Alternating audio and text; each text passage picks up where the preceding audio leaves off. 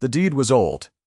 The parchment had the color of cream left too long near a candle, brown at the edges, its ink gone, the particular shade of rust that appears when iron gall meets decades of damp. Miss Cecily Alderton's hands were steady as she unrolled it across the solicitor's desk, and she did not look at the Earl of Westhaven when she placed her fingertips at its corners to hold it flat. She did not need to look at him. She had been listening to him breathe for the past 3 minutes, and she could hear exactly when the breath stopped.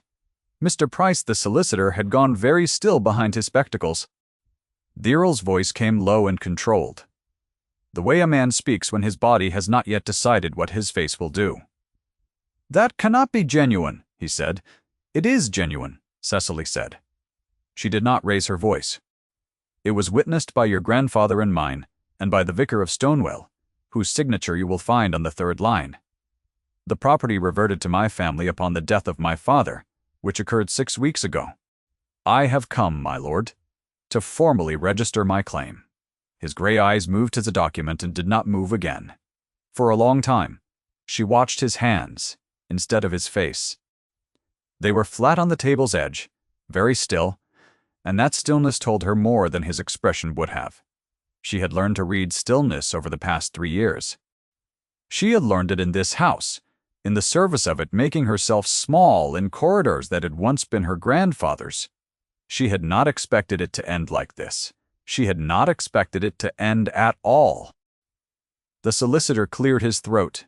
She had been the companion to Lady Westhaven for 2 years and 11 months before the Countess died. She had come at 24, 3 years after her own father's modest estate had begun its slow financial descent, and she had arrived at Westhaven Court with 1 trunk, a letter of introduction, and the particular internal architecture of a woman who has decided that dignity costs nothing and so might as well be maintained. She had been shown to the East Wing, given a room the size of a generous cupboard, and informed by the Dowager Countess that she was to be useful and unobtrusive, and that the family did not keep a companion for the purpose of conversation. She had been useful. She had been unobtrusive. She had not attempted conversation with anyone who did not first attempt it with her. The late Countess had been kind, in the distracted way of women whose interior world is richer than their domestic one. Lady Westhaven had read extensively, and wandered her own estate in a state of pleasant abstraction, and she had appreciated Cecily without particularly attending to her, which was a form of regard Cecily found restful. The Countess had died in the autumn of the previous year quietly, in her sleep, and the household had adjusted its mourning and resumed its operations with the efficiency of a mechanism long accustomed to working around absences. The Earl had not attended the funeral. He had been in London on parliamentary business which the Dowager had reported to the assembled household, in a tone that brooked neither inquiry nor comfort. "The girl is a mere shadow," the Dowager had said to Lady Forsbrook 2 days after the Countess died, in the blue sitting-room whose adjoining door Cecily had not yet learned did not close fully. A provincial shadow, hired to read aloud and fetch shawls. One cannot imagine what Eleanor saw in her. Useful in the way a footstool is useful, I suppose.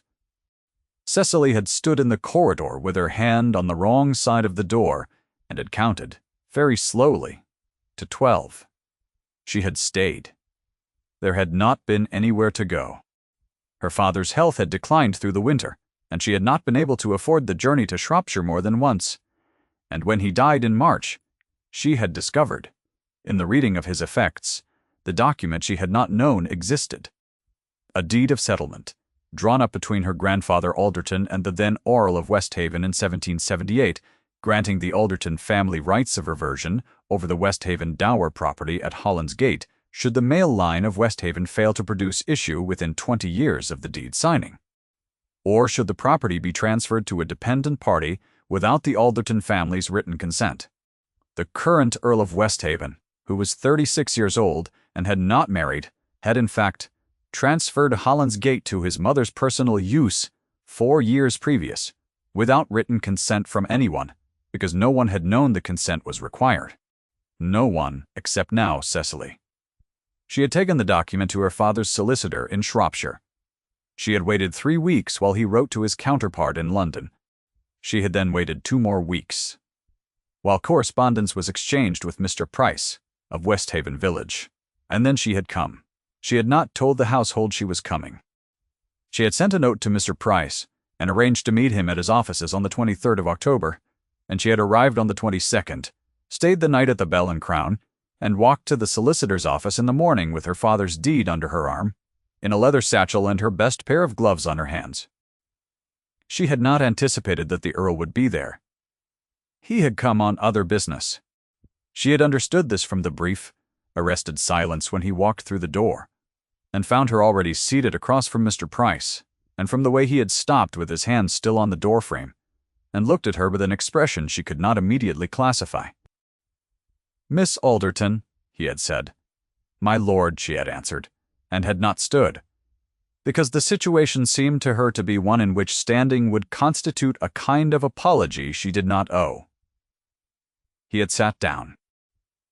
He had conducted his other business with Mr. Price in a clipped, efficient manner, and then Mr. Price had turned to Cecily and said, "And now, Miss Alderton, shall we address the matter you have raised by letter?" And she had unrolled the deed. Now the Earl looked at her across the parchment, and the accumulated silence of everything she had endured in his house. "You have been in my employ," he said. "I was in the employ of the late Countess," she said. "The distinction matters legally, I believe. Mr. Price will confirm it." "It does," Mr. Price said very quietly to his own pen. The Earl's jaw moved. Not much, just enough that she could see the decision forming behind his eyes. The one where a man of his rank and temperament recalculated everything he had known about a situation and arrived at a new number. "You might have informed me," he said. "I might have," Cecily agreed. "You might also have informed me, 3 weeks after my father died, when I remained in your household in a position that was technically concluded, that I was to be offered no further appointment. The Dowager communicated this through the head housekeeper. I was given until Friday." The Earl said nothing. "I was given until Friday," she said again, because it seemed worth repeating, "and it is Thursday. If you have found yourself wondering what sort of woman holds a 30-year-old deed in a solicitor's office and speaks in a level voice to an earl while wearing gloves that have been washed so many times they have gone nearly transparent at the fingers, stay with this story. The answer matters, and it does not arrive quickly, and it is worth the wait." She had been in his house for nearly 3 years, and she had seen him, in that time perhaps 40 or 50 occasions in which one might loosely use the word seen. She had sat at the bottom of the dining table when family guests required an even number.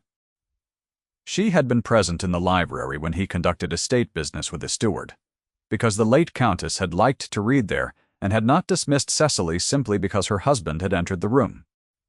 She had once, in the second winter of her service, come around a corner in the portrait gallery very early on a Tuesday morning, and found him standing before the portrait of his wife in the attitude of a man who did not know he was observed. And she had retreated as quickly and silently as dignity allowed. He had always addressed her correctly.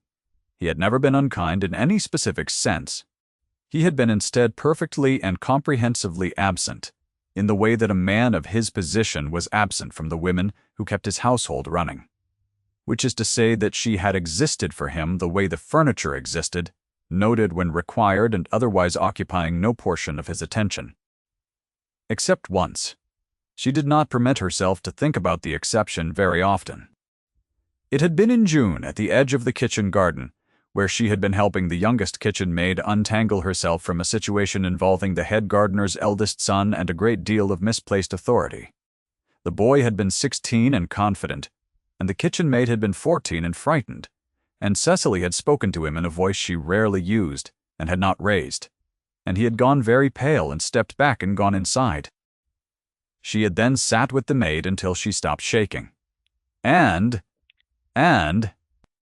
she had not known the Earl was anywhere nearby until she rose to go back to the house and found him 10 yards away, standing perfectly still at the gate to the kitchen garden, with his hat in his hand and an expression she could not read at that distance.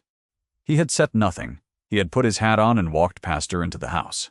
She had thought about it, perhaps more times than was strictly sensible. Thinking was not evidence of anything, and evidence was what she had brought today. The property is worth approximately £2,000 in rental income annually, Mr. Price offered, in the tone of a man who has decided the only safe thing to do is to be as accurate as possible. The deed's terms are, as Miss Alderton says, quite clear. The reversion clause is binding. I am aware what reversion means, the Earl said. Then you will understand, Cecily said, that I am not asking for anything that does not belong to my family under the terms your grandfather agreed to. I am not here for charity. I am not here for a settlement. I am here because the law says that Holland's Gate is mine. His gray eyes held hers for a long moment. She had the curious sensation of being actually looked at, which was distinct from being glanced at, and different again from being observed, and she was not entirely certain what to do with the feeling. She kept her chin level. "Where are you staying?" he said. She blinked. It was not what she had expected.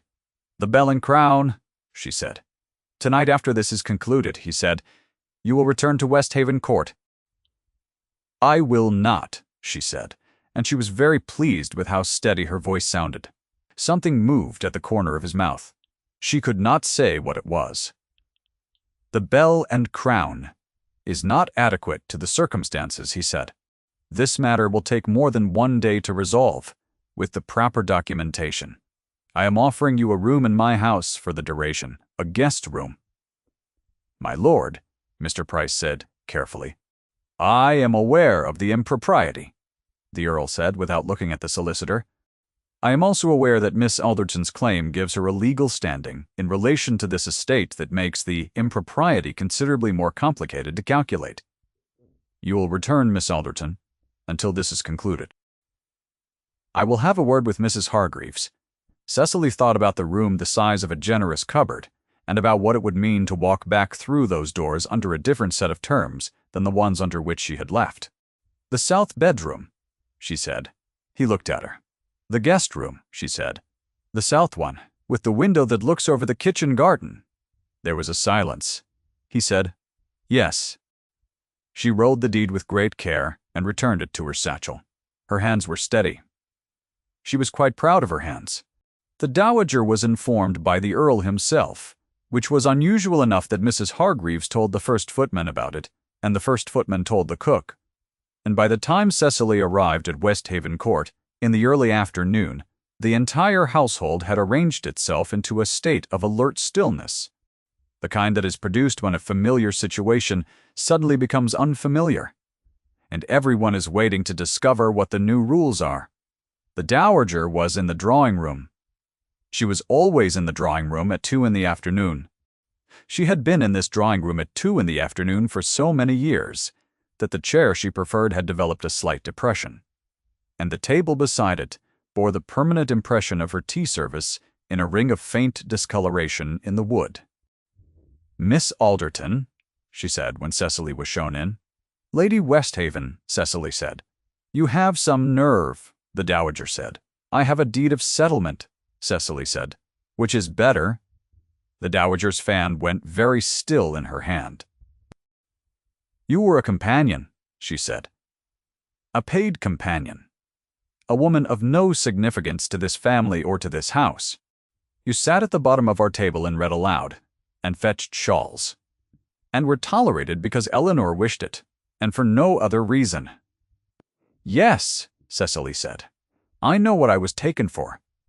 She excused herself and went upstairs. The south bedroom was exactly as she remembered it from the one time she had been permitted to air it during a house party, in the spring of her first year. It had pale blue walls and a window that caught the light from the kitchen garden in the late afternoon, and there was a small writing desk beneath the window and a fire already laid. She stood in the middle of it for a moment and breathed. She wrote 2 letters that evening, one to her father's solicitor in Shropshire, confirming the proceedings had begun, and one to her cousin Adelaide in Bath, informing her that matters had been set in motion. She sealed them both, and gave them to the footman on duty, and went to bed at 9 o'clock. The Earl did not come to dinner. She was told by Mrs. Hargreaves that he had business in the estate office, and would take a tray. Cecily ate alone in the small dining room, with 2 candles and a bowl of good soup, and a feeling she could not quite name, something between exhaustion and a very cautious form of relief. She woke before 6 and was in the library by past, not because she intended to be, but because old habits are persistent, and the library was where she had always gone when the house was quiet. It was cold. The fire had not been laid. She found the tinderbox and did it herself, kneeling on the hearthrug and coaxing the small flame with the particular patience she had developed over 3 years of early mornings. And she was sitting back on her heels watching the wood catch when she heard someone stop in the doorway. She did not turn around. She knew the quality of that particular stillness. "You have been lighting your own fires," the Earl said. "The servants are not yet about," she said. That is not an answer. She rose and turned. He was in his riding coat, which meant he had been out already, which meant he also had not slept well, or at least not long. "I always lit my own fire in the east wing," she said. It was felt that summoning a servant before 6 was an imposition. His expression did not change, exactly. Something beneath it did. "That is not the policy of this house," he said. "No," she said. "It was the Dowager's instruction specifically for my wing. I did not contest it." He crossed to the fireplace and stood beside her, looking at the fire she had just made. And the quality of him standing there was the quality she remembered from the kitchen garden in June. That particular focused stillness, the kind a man produces when he is attending to something he does not wish to be seen attending to. "You said nothing," he said. "In 3 years I was a companion," she said, "not a guest. There was nothing to say. There was a deed in your possession. I did not know of it until March." He turned to look at her. She looked back. The fire was warm on her left side, and he was very close, closer than was strictly necessary in a room of that size, and her pulse registered this fact in a way she did not encourage. "You have managed the cold well," he said. She did not know immediately what he meant.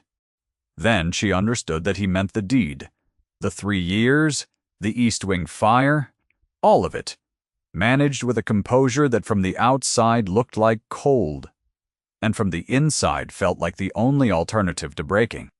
"I had a great deal to manage," she said. "Yes," he said, and his voice was low, and she did not permit herself to look at his mouth. "I am beginning to understand that." She turned back to the fire. Her heartbeat was not entirely under her own authority, and she was not pleased about it. "Mr. Price will require 3 to 4 more days," she said, "to prepare the transfer documents. I know. I will be in your way." "You will be in the south bedroom," he said, with the window overlooking the kitchen garden. "You chose it yourself." She had nothing to say to this. He left, and she stood at the fire and listened to his boots on the corridor floor, and then the sound of the house resuming its ordinary silence. The days had a particular quality. Those 4 days. They were not comfortable. They were also not what she had prepared herself for. On the second day, the Dowager came to the south bedroom and stood in the doorway with her fan, and said very quietly and with considerable precision, "You are quite determined to ruin us. I see a provincial shadow with a legal trick." She paused. "I hope you understand that when this is concluded, whatever you believe you have won, you will have nothing, no connection, no reference, no place in any household in England that matters. I will see to it. Personally." Cecily let the Dowager finish. She was standing by the writing desk, and her hand was flat on its surface, and her thumbnail was pressing into the wood. "Thank you, Lady Westhaven," she said. "I will bear that in mind." The Dowager went. Cecily's hand ached from the pressure, and she opened it and looked at the small crescent mark. Her thumbnail had left. She breathed. Then she sat down and opened the letter from Mr. Price, with the preliminary transfer documents enclosed, and read it twice, and made 3 annotations in the margin, and wrote a very clear response. On the 3rd day she was in the kitchen garden at noon, because the autumn light was better there than anywhere else on the property, and she had been inside since 6 and needed the air. The Earl found her at the espalier apple trees, where the gardener had been training the branches flat against the south-facing wall since she arrived, a project she had watched advance in small increments across her time in the house. She was looking at the newest growth, which was still producing a late and improbable small apple at the end of a branch that had been tied back just this year. He stood beside her. He did not speak for a while. "My wife planted these," he said finally. "I know," she said. "Mrs. Hargreaves told me. In my first winter I used to bring the Countess to see them." His breathing changed slightly. "She was not well by then," he said. "No. She liked the garden," he said. "She liked having something to watch that grew at its own pace, and did not require anything of her." Cecily said nothing, because there was nothing to say that would not be either too much or too little. "She died," he said, "in the autumn, and I was in London. And I had been in London for 4 months, because I had made a decision that if I was present in this house, I would watch her die at close quarters, and be unable to do anything about it. And this seemed to me worse than the alternative." He paused. "I was wrong. I understood this approximately 3 days after she was buried. I have not been able to understand it." She did not look at him. The small apple at the end of the branch was very round and very pale gold. "That is a grief that belongs to you," she said carefully. "It is not mine to judge. You are not judging it." "No." "I saw you," he said. "In June, with the kitchen maid." She was quiet. "I had come out to check on the drainage at the west corner," he said. "I saw you through the gate first. You were very calm. You spoke to him very quietly, and he went quite pale and went inside. Then you sat down on the garden bench, and you stayed with her until she was steady." He paused. "You did not look around to see if anyone was watching." "I did not know anyone was watching," she said. "That was evident," he said. "It was why I did not speak, I thought. If I spoke, you would stop." She turned to look at him then, and could not help it. He was watching the apple tree, and his face in profile was the face from the portrait gallery, that same arrangement of restraint and a grief that had nowhere useful to go, and she thought, quite without intending to, that she had spent 3 years in this house with a man who was grieving in all the same directions she was grieving, and neither of them had known it about the other. "My lord," she said, and her voice was not entirely steady. "Cicely," he said. It was the first time he had used her name. She felt it the way you feel, the first warmth from a fire that has been laid for a long time and is only now caught. She looked back at the apple tree, and her heart was making itself known in an inconvenient and undeniable way, and she pressed her lips together and waited for it to subside, which it did not. He did not say anything further. They stood together at the espalier wall until the cold became something she could feel through her Spencer jacket. And then she said, "I should go in," and he said, "Yes," and they walked back to the house at a proper distance. And she was quite certain that every servant who had a window onto the kitchen garden had made note of the direction of their return. She did not sleep well that night. The 4th day brought Lady Forsbrook. Lady Forsbrook was the dowager's particular ally, and had been for 40 years, which meant she had the accumulated authority of a woman who has never once been told that her read of a situation was incorrect, and she arrived at Westhaven Court at 11 in the morning with her daughter, Miss Arabella Forsbrook, who was 23 and blonde and polished and who had been. Cecily understood by the end of the first half-hour in the drawing-room the candidate the dowager had been keeping in reserve.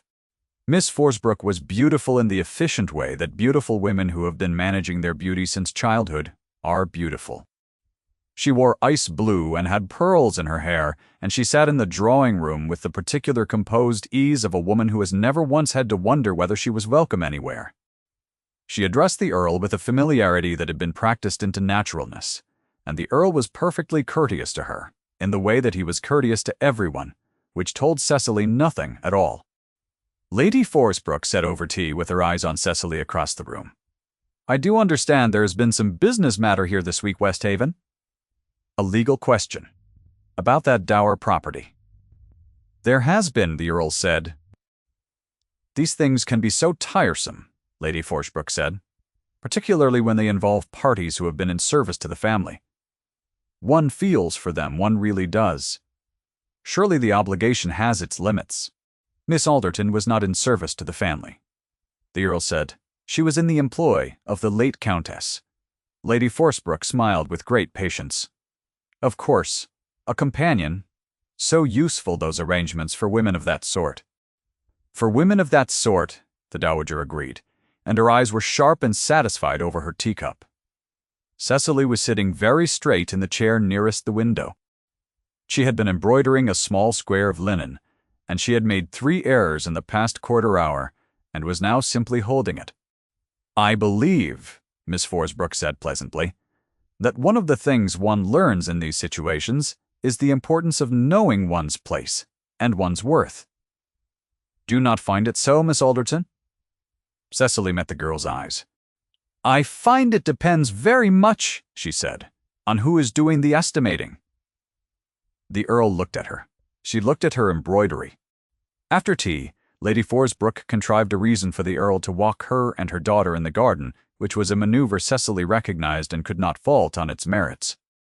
She watched them from the south window, 3 figures on the gravel path, Miss Forsbrook's ice-blue gown against the gray stone of the garden wall, and she thought, with the precision of a woman who has been honest with herself by necessity, that she had better conclude her business with Mr. Price as soon as possible, because staying in this house any longer than required was becoming something she could not quite afford.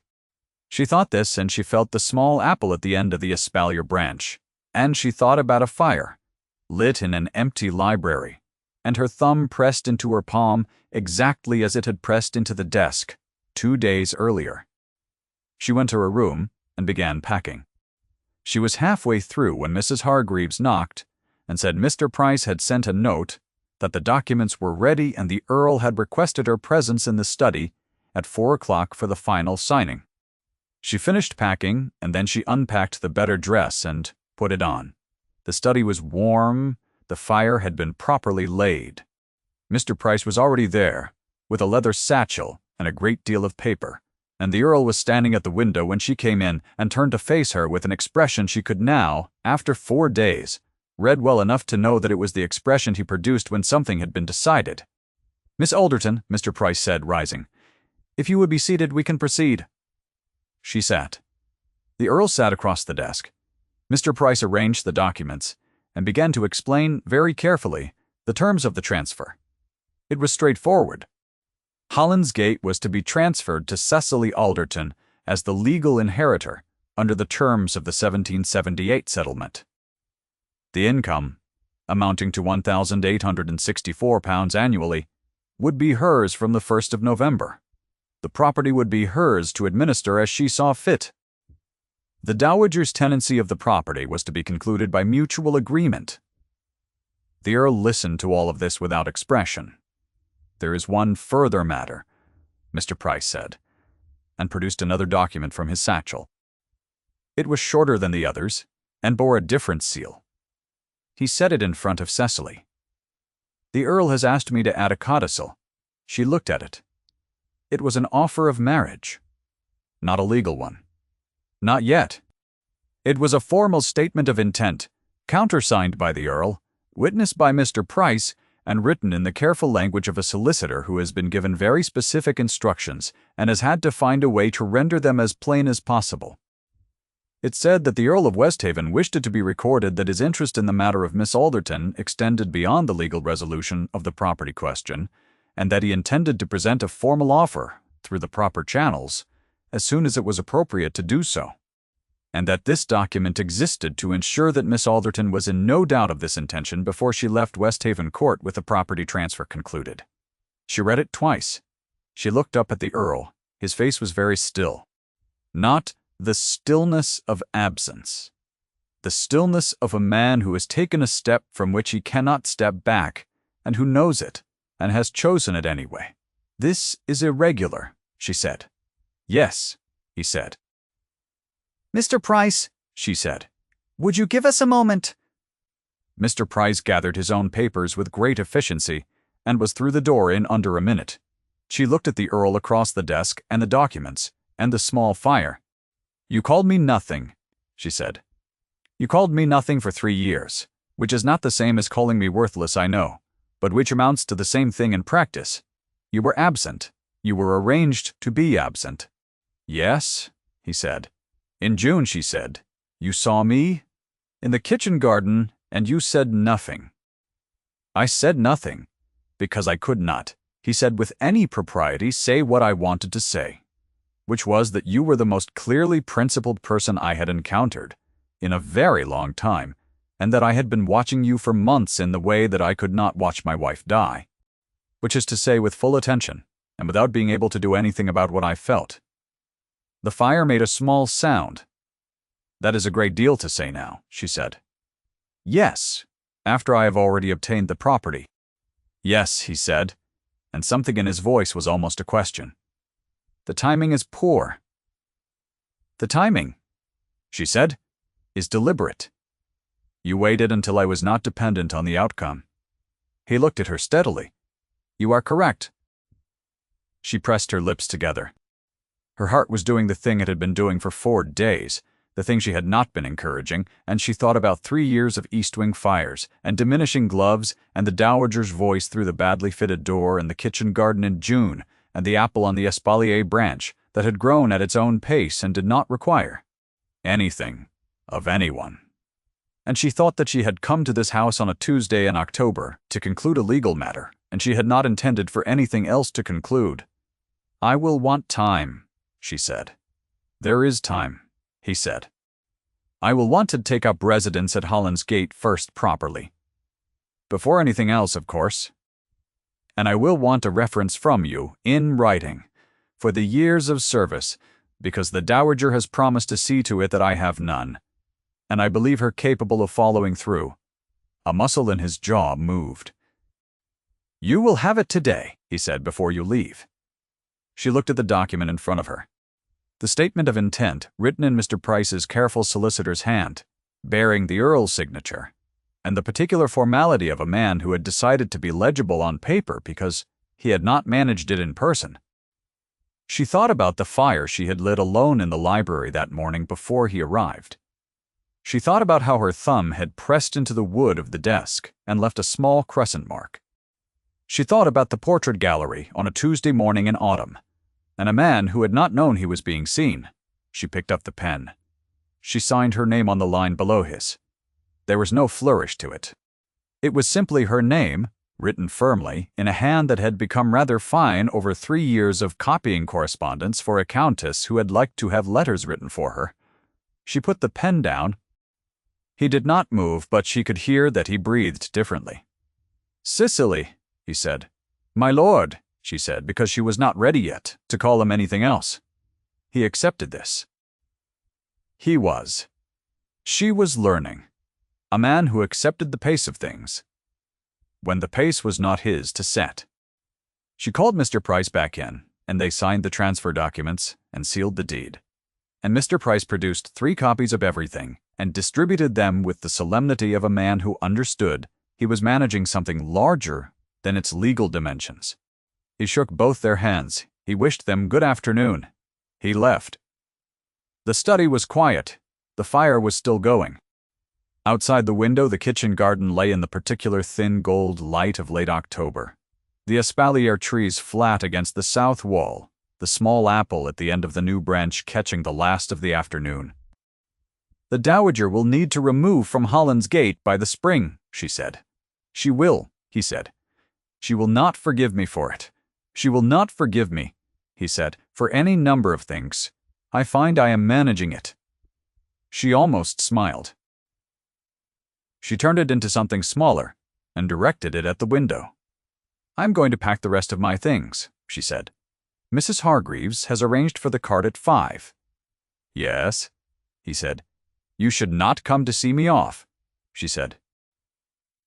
It will be noted, and the noting will precede the propriety by months, and I would prefer the propriety to arrive first. I understand, he said, though I should like to. I know, she said. She went to the door and had her hand on the frame, and then she stopped. The apple tree, she said without turning around. On the espalier at the south end, the branch they tied back this year. Yes, he said. It is still producing, she said. 1 apple. At the end, it grew at its own pace. She heard him breathe. It did, he said.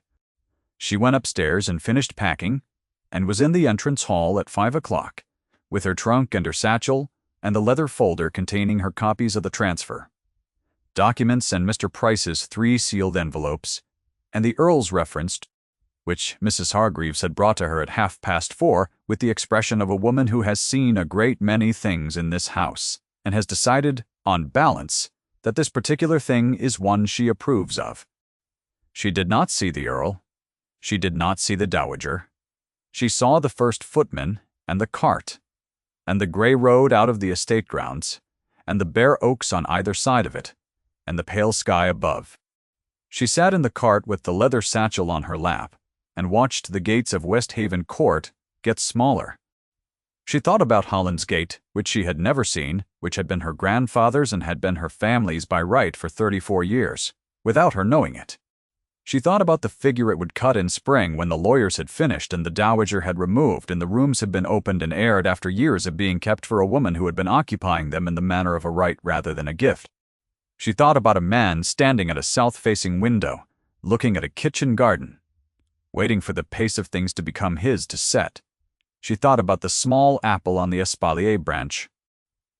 She permitted herself for the first time in a very long time to want something. Not to hope for it obliquely, not to manage her wanting into something more careful and more deniable, but to want it plainly, with the full weight of a woman who has carried the coal for 3 years and has finally, today, walked out of it.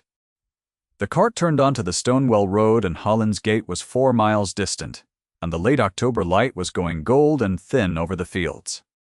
She had a deed in her satchel, and her name on a solicitor's document and a reference in the Earl's own hand. She was going home. By the following spring, Holland's Gate had been opened and aired and furnished from the attics of the old Alderton property in Shropshire, which her cousin Adelaide had, overseen with energy and considerable opinion. The kitchen garden was larger than the one at Westhaven Court.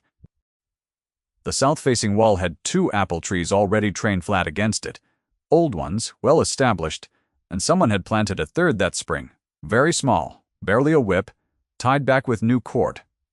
She did not ask who had sent it. She had a reasonable idea. The Earl came to call on a Saturday in May with Mr. Price and the Earl's own solicitor, and the documents were signed again in a different study. This one with pale blue walls and a window looking onto the kitchen garden and the fire, that she had laid herself before anyone arrived because old habits are persistent, and the fire was doing perfectly well. Without assistance, he stayed for dinner. He stayed the following Saturday as well. And the one after that. By June, the arrangement was so well established that Mrs. Hargreaves, when she arrived to take up her new position as housekeeper at Holland's Gate, accepted it without commentary. The Dowager did not come. She had removed to a cousin's establishment in Bath, and was understood to be recovering from the affront of a provincial shadow who had turned out upon closer inspection to contain a great deal more than the room had accounted for. She would not forgive Cecily. Cecily had concluded, after several months of thinking it over, that she could manage that particular absence. On a warm Saturday in late June, he was in the garden with her at the espalier wall, and the small apple tree that had been planted in the spring was putting out its first real growth, green and hopeful and very small. She said, "It is taking its time." He said, "It will." She said, looking at it, "I think I am ready now, if the question is still open." He said, "Cecily." She turned. He did not say anything else. He offered her his hand, which was the posture of a man at a gate, of a man in a corridor, of a man who has been, in the quiet of a particular Tuesday morning, standing in front of a portrait. Being seen, she put her hand in his. They stood together at the espalier wall, in the June light, in the kitchen garden of her house, while the small tree grew at its own pace and required nothing of anyone, and continued, regardless, to come into leaf. If Cecily's story moved you, leave a thought in the comments. Stories like hers are why we gather here. Thank you for staying until the end.